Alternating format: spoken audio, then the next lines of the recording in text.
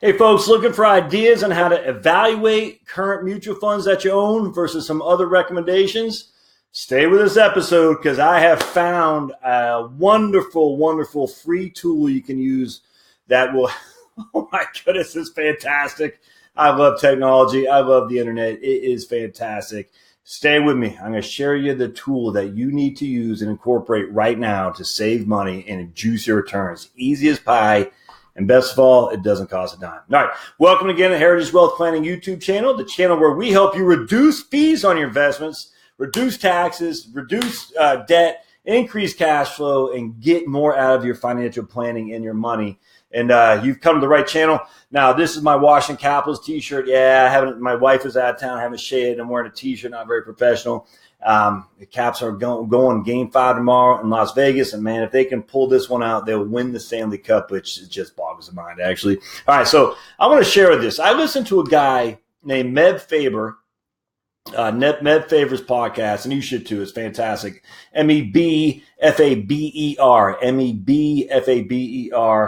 I'm not sure what this podcast is called. Let me look on my phone. It's the Meb Faber Show. And you should absolutely get it. He's a wonderful investment guy. He runs a group called Cambria Mutual Funds. I'm fond of him for sure. Does that mean you should invest in them? No. So if you're a regulator, I'm not saying people should invest in them. You should do your own research. But I'm a big fan of Meb and his group there at Cambria. Anyway, so he was saying today, and I was out there mowing the lawn, and if I would show it to you, if you could, well, whatever, it's right there, looks good, fresh and green with no clouds in the sky. But anyway, I was out there mowing the lawn, I was listening to his podcast. He came up with something he shared with a group here today called FeeX. And what FeeX does, oh man, it is so awesome. You can type in the ticker of a mutual fund that you own, or an ETF even. So just real quick, a mutual fund has 5 letters. That's a mutual fund symbol. So if it's 5 letters, that means it's a mutual fund. A stock, an individual equity will have 2, 3, or 4. I think AT&T, was that T? But anyway, if it's like basically most stocks are 3, some will be 2. I guess the NASDAQ ones will be 4 because what's MSFT? So Microsoft, MSFT, that's NASDAQ. Most of the big, the New York Stock Exchange ones like AT&T, General Electric, and things like that, BAC, Bank of America, they're all going to have 3. ETFs are going to have 3 as well. And some stocks that are on the big board, the New York Stock Exchange, will have 1 or 2. But anyway, so just in the back of your mind, if it's 5 letters on their ticker, it's a mutual fund. If it's less than 5, if it's 4, that means it's on NASDAQ. That could still be an individual stock. If it's less than 5, it's a stock or an ETF. All right, and so basically, I don't know why I went off that tangent. But anyway, so you can enter your ticker again for a mutual fund, and you'll spit out what you're currently paying, but it's going to spit out a bunch of different fund ideas, alternatives that will save you money. And it's freaking awesome. So watch this. Sorry, what happened was you go to fee.com and it was already logged me in. But it doesn't cost anything. I went and I created a portfolio. And I said, hey, for some reason, I had Jane's. I guess it defaulted to Jane's 401k. But I created a portfolio and I put in 2 funds in here. And I'll show you what I'm talking about. Again, this is free. And so I put American funds. I'm a huge fan of Investment Company of America. And then I just use a USAA fund, precious metals and gold. So I said at the end of the day, I put, I can't remember how much money I put in here. $10,000. I get 1,000 shares in here and 100 shares in here. I can't remember. But it said basically with these funds, if you switch to these 2 funds or these alternatives, you could save $16,601 over 20 years time. And the reason it does it because it breaks it down. Here's my fund, USAA, precious metals. 1.22 expense ratio, which means it cost me $166 on the 100 shares or whatever I had in there per year for expenses. But the American Century Global Gold Fund Investor is half of that. In terms of expense ratio, it cost me 91 to 38.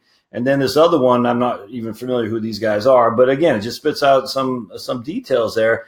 It says at the end of 20 years, I'd have $30,000 in the USAA fund, but $34,000 in the American Century, just based on expense ratio. And then it even shows like the 10-year, 5-year performance and whatnot.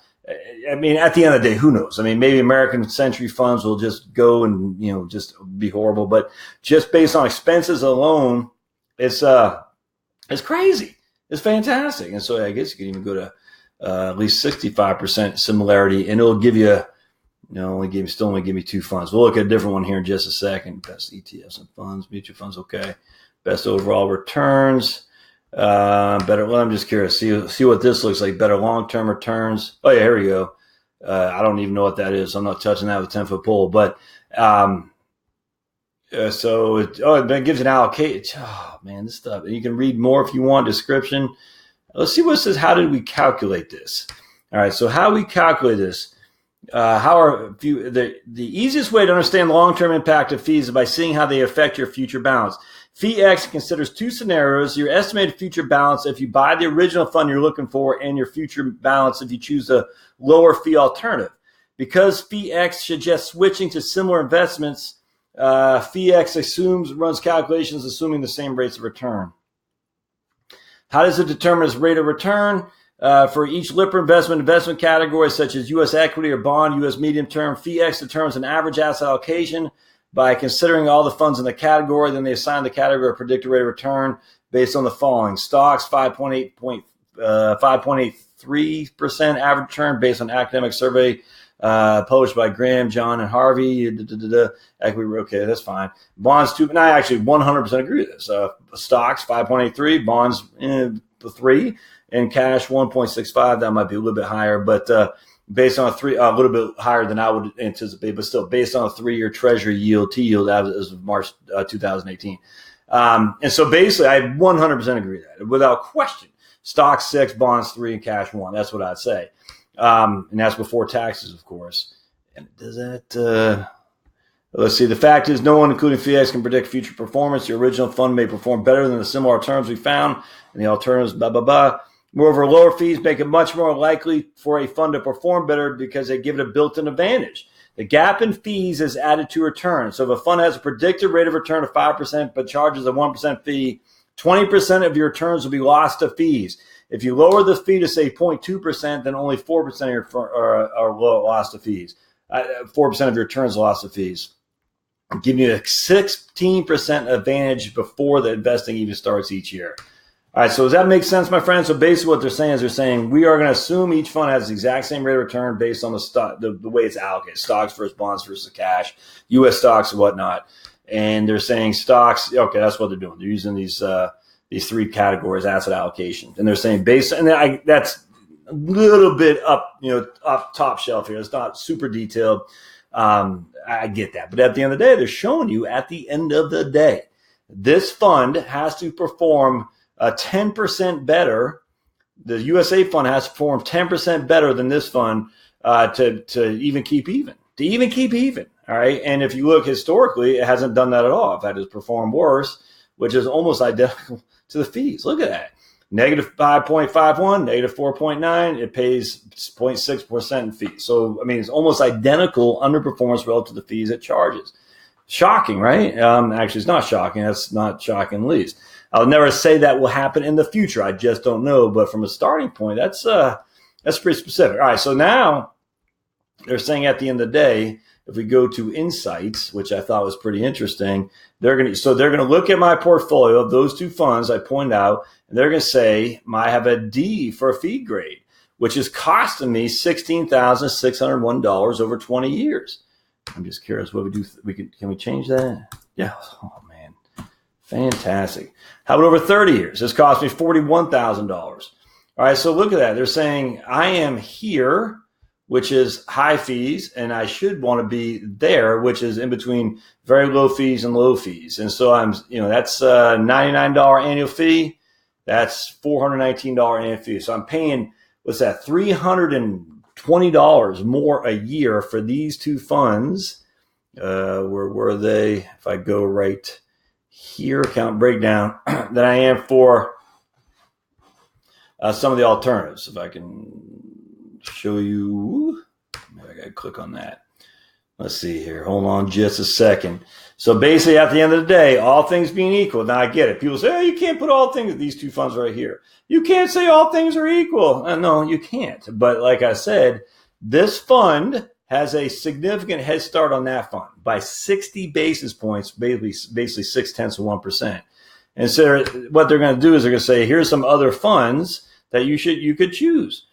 Schwab US Large Cap ETF has an expense ratio of 0.03, where American funds have an expense ratio of 0.58, and they're just all kinds of different funds. It's fantastic. So let's go to investment test drive. And again, all this stuff is free, and I'm just going to put a fund in there. I just use a USAA just because it's a fund that a lot of people start with.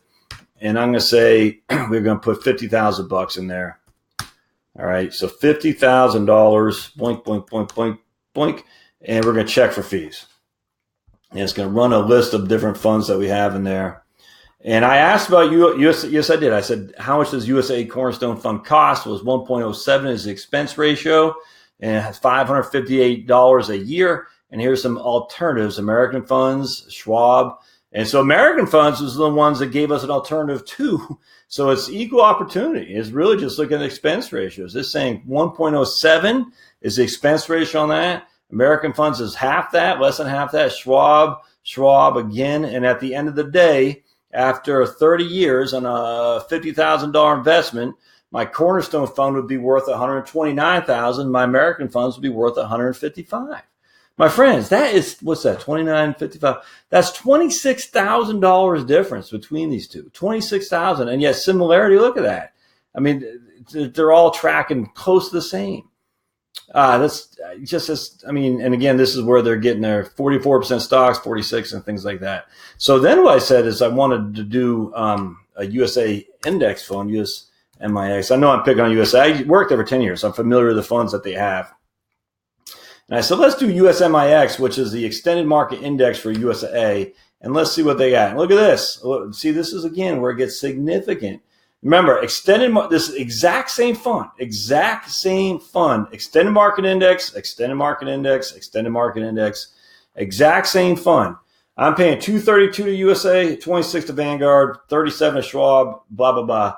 After 20 years or 30 years, I have 31,000 more or 29,000 more in my portfolio with Vanguard than I do with USAA, simply because the expense ratio. The exact same fund. 18, 18, 18, 18, 9, a little bit less on that's the returns. 99, 98, 99, 98. I mean, so you can see it's amazing. And here's the returns, 10.16 for Vanguard. Vanguard 10.16, USA 9.34, where Schwab is 9.86. Again, Fidelity's expense ratio 0.07, USA is 0.44, which is about 34 basis points lower. So why would USA's be that much lower than that when they're the exact same fund? It's because of fees. No other way around that. I mean, it's insane to buy an index fund that's not the cheapest. It just doesn't make any sense. Everything else is the same. So FeeX, huge fan. Put your funds in there. You can go in here and just start adding your different funds, put them in there, compare them. Now, before you start jumping ship out of your funds, you've got to understand, and here's potential savings, my current account. It just is fantastic. I love it. And the calculation based on your current fees, assuming 5.72 annual return. So before you jump ship, just remember now, you've got to understand there could be tax consequences as well if you're to move from Fidelity to USAA. USA to Fidelity. Just use that for an example.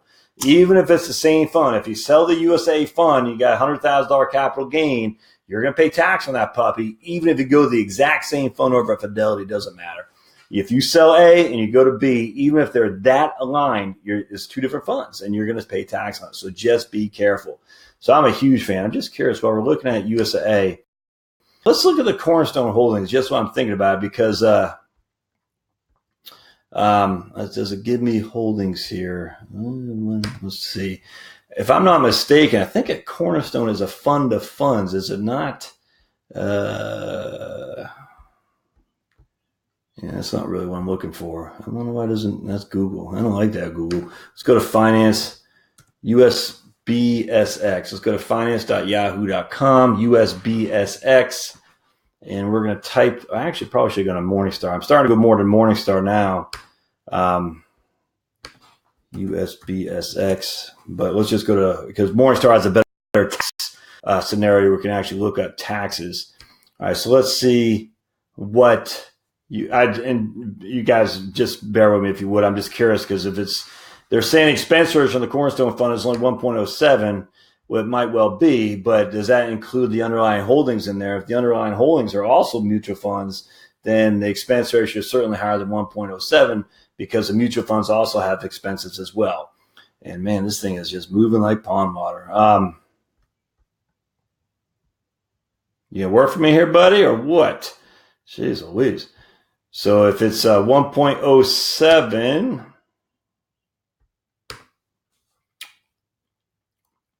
I have to delete this part of the episode. All right, my friends. So what I've done is I went to look at the holdings of the Cornerstone Fund. And again, this is what you got to look if you're looking at fund of funds, because the holdings on the Cornerstone Fund are also going to be an additional part of the expense ratio. They're going to have ETFs are going to be pretty cheap. The Vanguard is going to be real cheap. Schwab is going to be real cheap.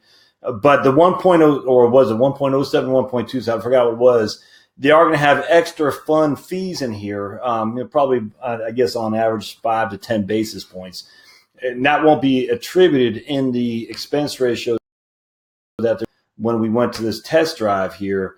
And so you just have to know what your fund is, because if it is a fund of funds, as the Cornerstone Moderate, and there are tons of fund of funds out there, what you're going to see here is not quite correct, because it owns all these funds as well. iShares, Index Topics, Index Future.